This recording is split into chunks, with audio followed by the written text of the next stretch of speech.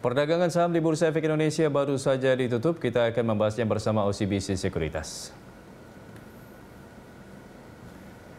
Ya, IHSG ditutup awal pekan ditutup melemah 1,2% dan untuk membahas prospeknya kita telah bersama Isvan Helmi, Head of Research OCBC Sekuritas. Ya, Mas Helmi, terima kasih sudah bergabung di Closing Market.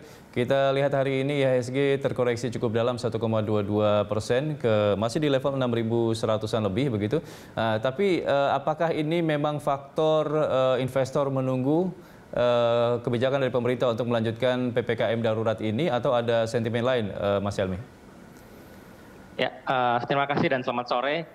Jadi kita lihat memang pengumuman ini memang jadi sesuatu yang dinantikan oleh pelaku pasar, tetapi yang sebenarnya terjadi ini adalah saya bilang adalah sell on news. Kenapa? Karena beberapa hari yang lalu kita melihat bahwa ekonomi Indonesia berhasil tumbuh 7,07%. Dan ini merupakan sebuah pencapaian yang cukup bagus di kuartal 2, tapi perlu diingat ini terjadi sebelum dilakukan PPKM. Nah, kita lihat setelah ada PPKM ini efeknya gimana terhadap ekonomi, di mana hitungan saya tiap 2 minggu PPKM itu akan memakan 0,5% dari kita punya economic growth. Jadi bayangkan kalau itu perpanjang, maka tadinya pertumbuhan yang 7%, nanti ketika akhir tahun bisa ada di range mungkin hanya sekitar 3-4%. Jadi inilah yang diantisipasi oleh investor dalam jangka menengah. Jadi saya lihat mengapa hari ini turun cukup dalam, selain ini sentimen dari perpanjangan PPKM diperpanjang atau tidak, tapi ini juga merupakan sebuah sell on news gitu. Jadi wajar bahwa kita sempat naik kemarin, dan kalau kita ingat kemarin naiknya open gap, dan biasanya kalau kita lihat secara teknik kalau open gap itu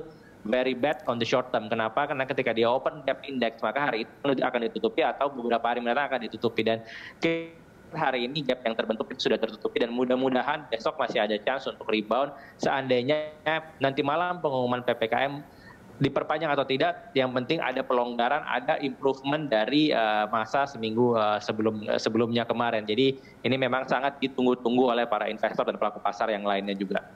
Iya, kalau harapan dari investor sendiri, ya ini kan ada kemungkinan memang PPKM akan diperpanjang dengan data-data yang saat ini data dari positivity rate masih tinggi, kemudian juga angka kematian juga masih tinggi. Tapi kemungkinan besar akan diturunkan levelnya begitu. Nah, ini apakah bisa menjadi sentimen baik bagi investor? Mungkin saya melihat bahwa penurunan dari level 4 ke level 3 berarti akan ada beberapa kelonggaran seperti dine-in lebih banyak, terus kemudian mall lebih luas lagi yang buka. Jadi memang ini sebenarnya efek tersebut harusnya membuat pelaku pasar sedikit lega, karena at least yang tadi saya bilang buat tiap 2 minggu itu bisa makan 0,3-0,5% dari full year economic growth, itu akan berkurang di beberapa minggu mendatang. Artinya the worst is over, dan ke depan mungkin dengan pelonggaran PPKM ini kita akan lihat rebound akan terjadi cukup cepat, dan ketika PPKM dicabut dan masyarakat sudah bisa kembali traveling, sudah bisa kembali dining, sudah bisa ke tempat wisata lagi. Jadi memang pengereman inilah yang memang bisa menyebabkan ekonomi kita cukup buruk, tapi masih ada harapan bahwa mudah-mudahan ini tidak berlanjut lebih dari 17 Agustus. Jadi prediksi saya mungkin akan diperpanjang 1 kali lagi karena akan adanya libur panjang berturut-turut tanggal 11 Agustus, kemudian 17 Agustus, sehingga itu mencegah mobility dari masyarakat. Jadi mungkin prediksi saya nanti malam itu masih diperpanjang, levelnya siapa kita akan tunggu aja, tapi mungkin tidak akan lewat dari bulan Agustus. Oke, harapannya diperpanjang sekali lagi, setelah itu bisa dihentikan begitu ya PPKM-nya, atau mungkin diturunkan levelnya lebih rendah lagi. Lebih tepatnya diturunkan, bukan dihentikan. Iya. Oke, baik. Dari sentimen global sendiri Anda melihat apa faktor yang mempengaruhi kinerja IHSG? Kalau kita lihat global itu berbanding terbalik banget dengan Indonesia. Kenapa? Karena kita tahu Jumat kemarin itu Amerika melaporkan job growth, non-farm payroll itu tertinggi, salah satu yang tertinggi sejak pandemik. Jadi memang hiring di sana sudah mulai banyak, dan unemployment itu turun di 5,4, dan tinggal 2% lagi kita bisa melihat Amerika mencapai level pre-pandemic di 3,5%. Jadi ketika negara-negara lain udah open masking, terus udah fully vaccinated, kita masih berjuang dengan vaksinasi tersebut, karena memang kesadaran masyarakat pun bisa dibilang Indonesia perlu di-encourage lagi sehingga bisa dapat vaccination rate yang cukup tinggi, at least 50% warga sudah divaksin. Saya pikir bahwa nanti ekonomi bisa reopen dengan smooth untuk Indonesia. Jadi memang sentimen berbeda sekali negara berkembang dan negara maju yang terjadi saat ini. Jadi secara global kita lihat bahwa faktor mempengaruhi IHSG itu mungkin agak sedikit minim secara global. Kenapa? Karena semua orang itu akan lihat ke dalam, gimana kita bisa get out of this second or third wave ini, gimana kita bisa recover kembali, gimana ekonomi kuartal 4 bisa rebound, at least bisa mencapai 7% lagi pertumbuhannya. Jadi itu memang jadi kunci yang secara saya katakan lebih dari 50% sentimen katalis itu berasal dari internal, sedangkan mungkin kurang dari 30% itu pengaruh dari luar negeri atau sentimen global. Oke, Mas Helmy, dengan pertumbuhan ekonomi 7% ke atas yang kemarin sempat disampaikan, apakah ini pertanda bahwa ekonomi kita sudah mulai pulih? Sebenarnya gini, kalau kita bicara pulih memang yes, kita udah pulih di kuartal 2, tapi ingat bahwa itu kalau kita lihat on the ground kuartal 2 pasca lebaran benar-benar masyarakat itu bebas ke mall, dibiarin ramai sekali, nggak ada pembatasan sama sekali, tapi masih protokol kesehatan, dan kita lihat bahwa itu adalah bukti bahwa ekonomi kita itu bisa recover kalau tidak ditahan oleh pembatasan-pembatasan. Jadi masyarakat Indonesia itu punya uang loh, masyarakat Indonesia itu bisa konsumsi lebih tinggi. Jadi memang pembatasan-pembatasan nilai yang kita lihat bahwa apa yang kita bilang bahwa kita udah keluar dari resesi, dan mungkin di kuartal 3 ini saya tidak bilang kita akan masuk resesi, tapi kita akan bilang bahwa kuartal 3 mungkin pertumbuhan year on year akan flat. Kalau apa sih mungkin bisa minus sedikit. Jadi mudah-mudahan masih pertumbuhan masih flat 0,sekian% di kuartal 3. Jadi paling nggak kita masih bisa dibilang kita masih di luar dari resesi tersebut. Jadi saya cukup yakin bahwa ketika nanti kuartal 4 bisa pembukaan total lagi, reopening total, kita akan mencapai pertumbuhan di atas 6% lagi. Jadi secara jangka panjang mungkin saat ini kita perkirakan ekonomi growth kita itu di angka 3-4% sampai di tahun ini atau full year-nya. Oke, ada kebijakan untuk vaksinasi kalau ketika semua aktivitas dibuka harus menggunakan kartu atau bukti bahwa sudah divaksin begitu. Nah ini investor melihatnya seperti apa? Apakah ini kebijakan yang akan menguntungkan nantinya di sisi ekonomi atau seperti apa? Ya, jadi memang kalau kita lihat seperti itu, bukan hanya di Indonesia, kita tahu di Amerika, di Eropa mau makan di restoran, masuk ke bar, semua pakai bukti vaksin. Dan ini memang salah satu upaya juga bahwa masyarakat supaya encourage kalau yang belum vaksin harusnya divaksin, dan ini menjadi sebuah breakthrough juga. Dan kita melihat bahwa dengan vaccination requirement itu bukan berarti bahwa restoran akan sepi, mall akan sepi, itu tidak. Kita lihat bahwa memang kita ambil sisi positifnya, masyarakat saat ini perlahan-lahan udah mulai vaksin, dan vaksinnya pun sudah mulai mudah saat ini. Banyak sekali yang sudah, istilahnya kita datang cuma bawa KTP sama pulpen, kita udah bisa melakukan vaksin. Jadi memang ini sebenarnya bukan pisau bermata dua, tapi kita ngeliat sisi positifnya bahwa ini memang sudah wajar dilakukan dan tidak usah takut mall atau restoran itu sepi. Jadi investor tidak melihat ini sebagai sebuah negatif sentimen sebenarnya, karena itu negara-negara lain pun melakukan hal yang sama.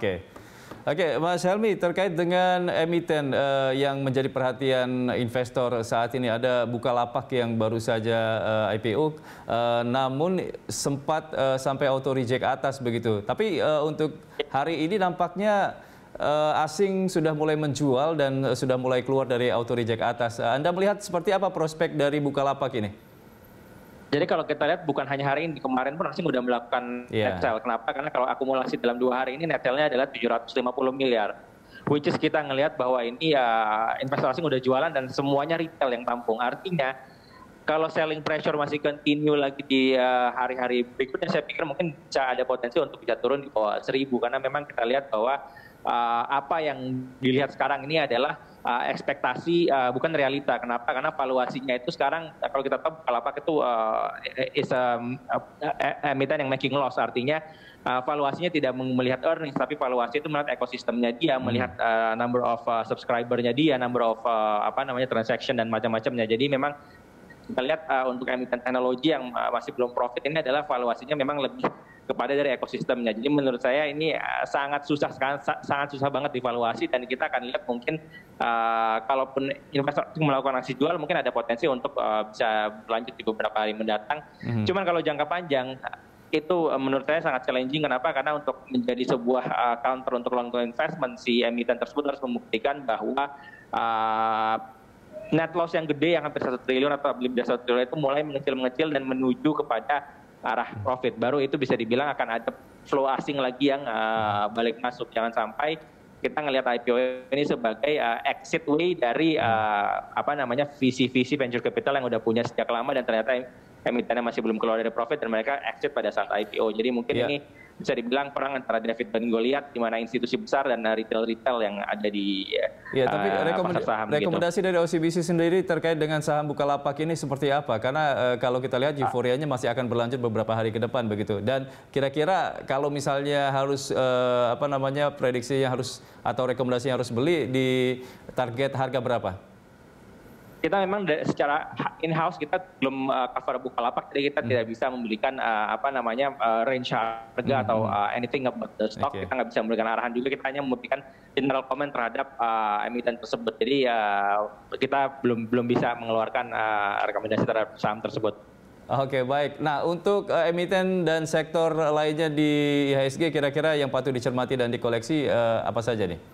Rekomendasi dari OCBC. Kalau emiten lain yang kita lihat adalah consumer. Consumer ini bisa dibilang sebagai sebuah sektor yang dilupakan. Kenapa? Karena valuasinya kalau kita tanpa sadari itu masing-masing udah makin turun terus ke -2 standar deviasi. Ketika investor ini euforianya semua lari ke digital, semuanya lari ke teknologi, sedangkan consumer mulai dilupakan. Tapi intinya adalah cash generating company itu consumer. The big profit margin itu ada di consumer, dan kita lihat bahwa growth-nya pun masih stabil, beberapa kayak sudah muncul, Kalbe Pharma, bahkan first quarter masih growth, tetapi euphoria investor ini masih belum balik ke situ. Jadi mungkin kita lihat ketika nanti party is over in digital dan teknologi, mungkin investor akan balik lagi ke consumer, tinggal tunggu waktu aja. Dan kalau bagi investor jangka panjang ini saat yang tepat untuk koleksi, kembali beli saham-saham consumer di harga yang terdiskon dibandingkan past history-nya mereka. Ya, tapi untuk saham-saham di sektor konsumsi ini ada beberapa saham yang memang sedang melemah begitu. Ini faktornya apa?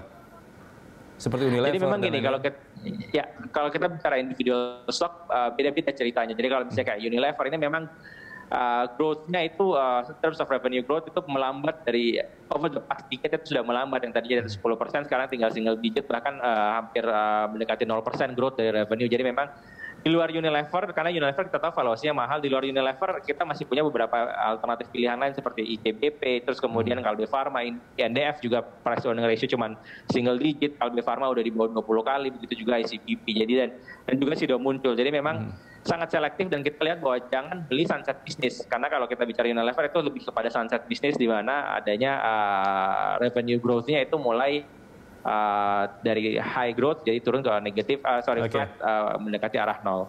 Oke, terakhir Mas Helmi, kira-kira prediksi Anda untuk IHSG besok seperti apa kinerjanya?